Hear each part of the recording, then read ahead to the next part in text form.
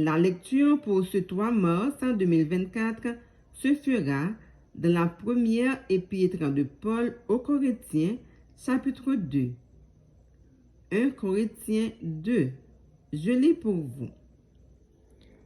Pour moi, frères, lorsque je suis allé chez vous, ce n'est pas avec une supériorité de langage ou de sagesse que je suis allé pour vous annoncer le témoignage de Dieu, car je n'ai pas eu la pensée de savoir parmi vous autre chose que Jésus-Christ et Jésus-Christ crucifié.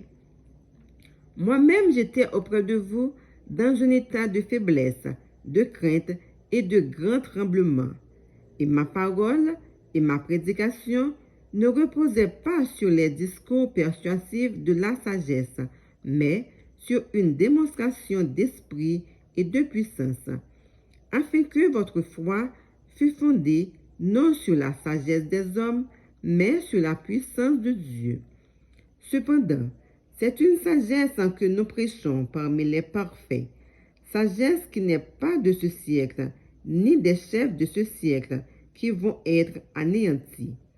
Nous prêchons la sagesse de Dieu, mystérieuse et cachée, que Dieu, avant les siècles, avait destinée pour notre gloire. Sagesse qu'aucun des chefs de ce siècle n'a connue, car s'ils l'eussent connue, ils n'auraient pas crucifié le Seigneur de gloire.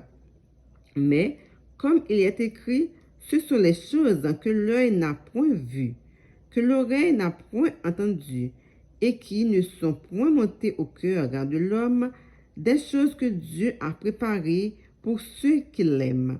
Dieu nous les a révélées par l'Esprit, car l'Esprit sonde tout, même les profondeurs de Dieu. Lequel des hommes, en effet, connaît les choses de l'homme, si ce n'est l'esprit de l'homme qui est en lui?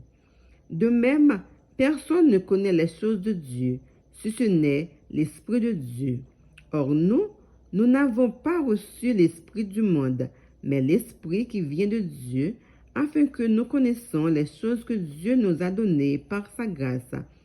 Et nous en parlons, non avec des discours qu'enseigne la sagesse humaine, mais avec ceux qu'enseigne l'esprit, employant un langage spirituel pour les choses spirituelles. Mais l'homme animal ne reçoit pas les choses de l'Esprit de Dieu, car elles sont une folie pour lui, et il ne peut les connaître, parce que c'est spirituellement qu'on en juge.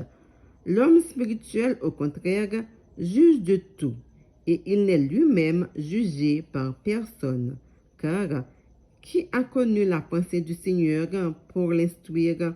Or nous avons la pensée de Christ. Parole du Seigneur. Amen.